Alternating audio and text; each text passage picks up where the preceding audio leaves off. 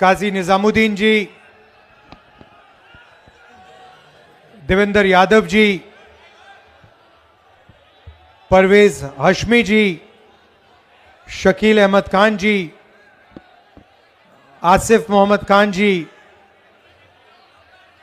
शोएब दानिश जी, नाजिया दानिश जी, हमारी कैंडिडेट अरीबा खान जी, स्टेज पे कांग्रेस पार्टी के वरिष्ठ नेता, हमारे प्यारे कार्यकर्ता, भाइयों और बहनों, आप सबका यहां बहुत बहुत स्वागत, नमस्कार। कैसे हैं आप? मूड कैसा है आपका? ठीक है। दो विचारधाराओं की लड़ाई हिंदुस्तान में हो रही है। एक तरफ नरेंद्र मोदी, मोहन भगवत, आरएसएस और दूसरी तरफ कांग्रेस पार्टी। बाकी पार्टियां विचारधारा की पार्टी नहीं है, सिर्फ दो विचारधारा की पार्टियां हैं। एक है बीजेपी और आरएसएस और दूसरी है कांग्रेस पार्टी। इस बात से आप सहमत हैं? इस बात को एक्सेप्ट करते हो ना? ये संविधान, ये हिंदुस्तान के हर नागरिक की रक्षा करता है। हर धर्म की, हर जात की, गरीबों की, हर भाषा की यह संविधान रक्षा करता है। और यह संविधान गांधी जी, अंबेडकर जी, कांग्रेस पार्टी और हिंदुस्तान की जनता ने देश को दिया था। आज बीजेपी और आरएसएस इस संविधान को खत्म करना चाहते हैं। वो चाहते हैं कि चुने हुए लोगों का हिंदुस्तान हो, अरबपतियों का हिंदुस्तान हो और इस देश में गरीबों के लिए कुछ ना बचे। वो चाहते हैं कि भाई भाई से लड़े, एक धर्म दूसरे धर्म से लड़े, एक जात दूसरी जात से लड़े, एक भाषा दूसरी भाषा से लड़े और इस लड़ाई में वो देश का धन अपने 10-15 अरबपति मित्रों को देना चाहते हैं। और कांग्रेस पार्टी, जिसने ये संविधान की लड़ाई लड़ी, आजादी की लड़ाई लड़ी, वो इस संविधान को बचाने में लगी है, इस संविधान की रक्षा करने में लगी है। और एक बड़ा सुंदर नारा भारत जोड़ो यात्रा में से आया, जो सब कुछ समझा देता है। नफरत के बाजार में हमें मोहब्बत की दुकान खोलनी है। और हिंदुस्तान में मोहब्बत की दुकान जब ही खुलेगी जब इस संविधान की रक्षा होगी, जब यह संविधान मजबूत होगा और जब भाईचारा फैलेगा। बीजेपी जितनी भी नफरत फैलाए, जितनी नफरत फैलाए, जितने नफरत के वो बाजार खोलें, उतनी ज्यादा हम मोहब्बत की दुकानें हर चौराहे में, हर गांव में, हर जगह खोलेंगे। और एक बात समझ लीजिए, बाकी पार्टी वाले सब, मैं नहीं जानता मोदी जी से डरते नहीं डरते,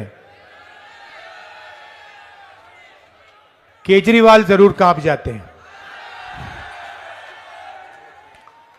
और वो आए थे, उन्होंने कहा था कि नई तरीके के राजनीति करूंगा, साफ सुथरी राजनीति। और सबसे बड़ा लिकर स्कैम, सबसे बड़ा भ्रष्टाचार दिल्ली में केजरीवाल जी और उनकी पार्टी ने किया है। साफ राजनीति, दिल्ली में सांस नहीं ली जाती है, पोल्यूशन बढ़ता जा रहा है, साफ पानी नहीं मिलता है, रोजगार नहीं मिलता है, महंगाई बढ़ती जा रही है। यह है केजरीवाल जी की राजनीति, शीश महल वाली राजनीति। पहले छोटी सी गाड़ी में घूमते थे, इलेक्ट्रिक पोल पर चढ़ जाते थे,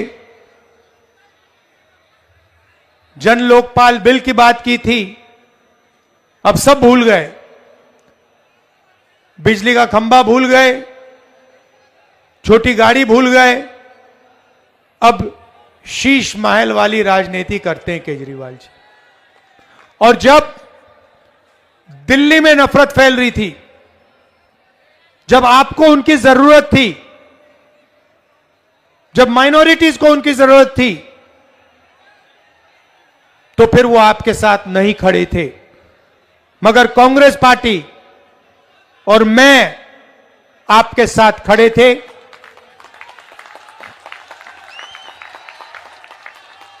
आप देखिए, बात समझ लीजिए, हमें नफरत का हिंदुस्तान नहीं चाहिए, हम नफरत का हिंदुस्तान नहीं होने देंगे। हमें डर का हिंदुस्तान नहीं चाहिए और इस हिंदुस्तान में कोई नहीं डरेगा। ना गरीब डरेगा, ना माइनॉरिटी के लोग डरेंगे, ना दलित डरेगा, ना आदिवासी डरेंगे, ना किसान डरेंगे, कोई नहीं डरेगा। और जितना ये डर फैलाने की कोशिश करेंगे, जहां भी एक डर फैलाने की कोशिश करेंगे, हम इनके सामने खड़े होके मोहब्बत की दुकान, इनके मुंह के सामने, नरेंद्र मोदी के चेहरे के सामने हम मोहब्बत की दुकान खोलेंगे। और यह मत सोचिए, ये नरेंद्र मोदी जी जो हैं, इनसे कोई हम डरते नहीं हैं। आपने देखा होगा, पहले लंबे लंबे भाषण होते थे, 56 इंच की छाती होती थी। लोकसभा के चुनाव के बाद आपने इनका चेहरा देखा होगा, 400 पार हो गए इनके क्या? संविधान को ऐसे किया है नरेंद्र मोदी जी ने। कांग्रेस पार्टी ने नरेंद्र मोदी जी को ऐसे मत्था टेकवा के ये यहां लगवा दिया कांग्रेस पार्टी ने। हम विचारधारा के लिए लड़ते हैं, हम संविधान के लिए लड़ते हैं, और हमारे लिए हिंदुस्तान का हर एक नागरिक, जो कॉन्स्टिट्यूशन में लिखा है, हिंदुस्तान का हर एक नागरिक प्यारा है, हर एक नागरिक एक जैसे हैं, सब समान हैं, और सबकी रक्षा, सबके बीच में मोहब्बत, एकता, भाईचारा होना चाहिए। यह हमारी सोच है। आप देखिए, केजरीवाल जी ने लंबे भाषण किए। पहले ओखला इंडस्ट्रियल सेंटर हुआ करता था, यहां पे छोटे बिजनेसेस होते थे, इंडस्ट्री होती थी। कहां गई?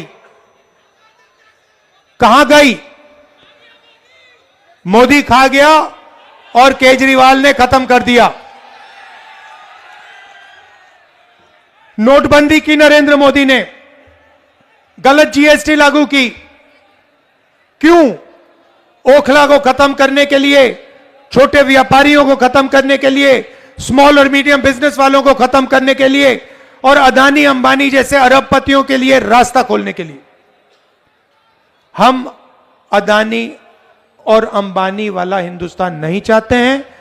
हम हिंदुस्तान चाहते हैं भाईचारे का, एकता का, और हम चाहते हैं कि हर एक व्यक्ति इस देश में सपना देख पाए। इसीलिए जहां भी हमारी सरकार बनती है, हम गरीबों के लिए काम करते हैं, हम एकता के लिए काम करते हैं, हम भाईचारे के लिए काम करते हैं, और वही हम दिल्ली में करना चाहते हैं। आपने केजरीवाल जी के 10 साल देख लिए।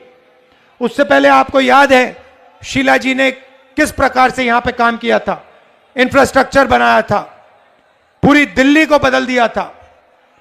ये केजरीवाल लंबे लंबे भाषण करते हैं, भ्रष्टाचार करते हैं, मगर काम दिल्ली की जनता के लिए नहीं करते हैं। मैं आपसे पूछता हूं, केजरीवाल जी ने पोल्यूशन के बारे में क्या किया, मुझे बताओ। बीमारी फैल रही है,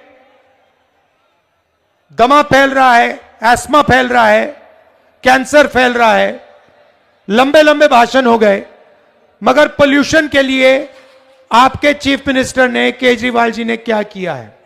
रोजगार के लिए मुझे बता दो, सबसे ज्यादा बेरोजगारी हिंदुस्तान में आज है 50 साल में। ओखला में इंडस्ट्रियल सेंटर था, मैन्युफैक्चरिंग के लिए, छोटे बिजनेसेस के लिए, ओखला के लिए आपके चीफ मिनिस्टर ने क्या किया? रोजगार के लिए क्या किया? महंगाई कम करने के लिए उन्होंने क्या किया? कुछ नहीं किया, सिर्फ भाषण करते हैं। और मैंने सुना कि अपने बारे में कह रहे हैं कि मैं ईमानदार हूं, मतलब अपने आप को सर्टिफिकेट दे रहे हैं। जनता से नहीं पूछ रहे कि भैया मैं ईमानदार हूं, हां या ना। अपने आप को सर्टिफिकेट देने की मैं ईमानदार हूं। अपने आप को सर्टिफिकेट किसको देने की जरूरत होती है? जो बेईमान होता है वही अपने आप को सर्टिफिकेट देता है। ईमानदार आदमी अपने आप को सर्टिफिकेट नहीं देता है। ईमानदार आदमी को जनता सर्टिफिकेट देती है, और बोलने की जरूरत नहीं होती कि मैं ईमानदार हूं, मैं ईमानदार हूं। कोई जरूरत नहीं होती है। जनता जानती है कौन ईमानदार है, कौन ईमानदार नहीं है। आप आए थे, आपने कहा था कि आप ईमानदारी की राजनीति करेंगे, आपने ईमानदारी की राजनीति नहीं की। आपने लिकर स्कैम किया है दिल्ली में, सबसे बड़ा लिकर स्कैम आपने दिल्ली में किया है, यह सच्चाई है। और अगर आप सचमुच में ईमानदारी की बात करना चाहते हैं तो आप दिल्ली की जनता से पूछो, भाषण में, ऐसे भाषण में जाके पूछो, सर्टिफिकेट उनसे मांगो। आपको अपने आप को सर्टिफिकेट देने की कोई जरूरत नहीं है। भाइयों और बहनों, एक बात मैंने पार्लियामेंट में की, हिंदुस्तान में 50% पिछड़ा वर्ग है, 15% माइनॉरिटी है। उसमें मुसलमान हैं, ईसाई हैं, सिख भाई हैं, 8% आदिवासी, 15% दलित। और मैंने सवाल पूछा, पार्लियामेंट में पूछा कि हिंदुस्तान की बड़ी बड़ी कंपनियों में, हिंदुस्तान की संस्थाओं में पिछड़े लोग, दलित, आदिवासी, माइनॉरिटी के कितने लोग दिखते हैं? आप बड़ी कंपनीज की लिस्ट निकालो। ये अरबपतियों की कंपनी है, अदानी, अंबानी, ये कंपनियां, इनके सीनियर मैनेजमेंट की लिस्ट निकालो, इनके मालिकों की लिस्ट निकालो, और आपको दिखेगा कि 90% लोगों की इसमें भागीदारी है ही नहीं। इनको 5-7% लोग चलाते हैं। नरेंद्र मोदी पूरा का पूरा प्राइवेटाइज करते जा रहे हैं। पहले पब्लिक सेक्टर हुआ करता था, गरीब लोगों को जगह मिलती थी। पहले पब्लिक सेक्टर, पब्लिक अस्पताल होते थे, उसका उदाहरण एम्स है। पहले पब्लिक सरकारी कॉलेजेस और यूनिवर्सिटीज होती थी। नरेंद्र मोदी एक के बाद एक इन सबको बंद करता जा रहा है। पहले आपको सेना में जगह मिलती थी, अब आपसे कहा जा रहा है, युवाओं से कहा जा रहा है कि अगर आप सेना में जाना चाहते हो तो 4 साल के बाद आपको बाहर कर दिया जाएगा और आपको पेंशन नहीं मिलेगी, आपको शहीद का दर्जा नहीं मिलेगा। सच्चाई है कि गरीबों के लिए ये सारे के सारे रास्ते बंद कर रहे हैं। अरबपतियों के दरवाजे के लिए दरवाजे खुल रहे हैं। अंबानी जी को ये अस्पताल, colleges, universities, infrastructure, airport, port, ये सारा का सारा पकड़ा रहे हैं। एक के बाद एक, एक के बाद एक। डिफेंस इंडस्ट्री पूरी की पूरी अदानी के हाथ में कर दी है। और आप लोग लाखों रुपए शिक्षा के लिए देते हो, आप मेहनत करते हो, आपके बच्चे यूनिवर्सिटी में हैं, कॉलेज में हैं, कितने पैसे दिए आपने? कितने पैसे दिए बच्चों के एजुकेशन के लिए, शिक्षा के लिए? लाखों रुपए आप देते हो, आपके जेब में से निकलता है, अदानी जैसे अरबपतियों के जेब में जाता है, और फिर बाद में आपको पता लगता है कि भैया हमने, बच्चों ने कॉलेज की डिग्री ले ली, इंजीनियर बन गए, सिविल इंजीनियर बन गए, पता लगा नौकरी नहीं मिलती। दिल्ली रेलवे स्टेशन में एक इंजीनियर मुझे कहता है, लाल शर्ट पहनी हुई थी उसने, कुली का काम कर रहा था, और उसने मुझे कहा, राहुल जी मैं सिविल इंजीनियर हूं, सिविल इंजीनियरिंग की डिग्री है, लाखों रुपए मेरे पिता ने दिए हैं मेरी शिक्षा के लिए, और आज मैं कुली का काम कर रहा हूं। यही भविष्य है हिंदुस्तान के गरीब लोगों का। आप लोग मजदूरी कर सकते हो, आप लोग कुली का काम कर सकते हो, मगर आप लोग बड़ा बिजनेस नहीं चला सकते हो। आपके लिए सारे के सारे दरवाजे नरेंद्र मोदी जी ने और केजरीवाल जैसे नेताओं ने बंद कर रखे हैं। कांग्रेस पार्टी हमेशा गरीबों के लिए काम करती है। आप हमारे किसी भी स्टेट में देख लो, किसानों का हम कर्जा माफ करते हैं, कर्नाटक में महिलाओं को, तेलंगाना में महिलाओं को फ्री का बस टिकट देते हैं, हर महीने महिलाओं के बैंक अकाउंट में कांग्रेस पार्टी की सरकार पैसा डालती है। तेलंगाना की सरकार, कर्नाटक की सरकार, जहां भी हमारी सरकार बनती है, हम गरीबों की मदद करते हैं, उनकी रक्षा करते हैं। यही हमारी विचारधारा है, और यही हम दिल्ली में करने जा रहे हैं। आप हमारे कैंडिडेट को पूरा समर्थन दीजिए, जिताना है, अब जिताओगे?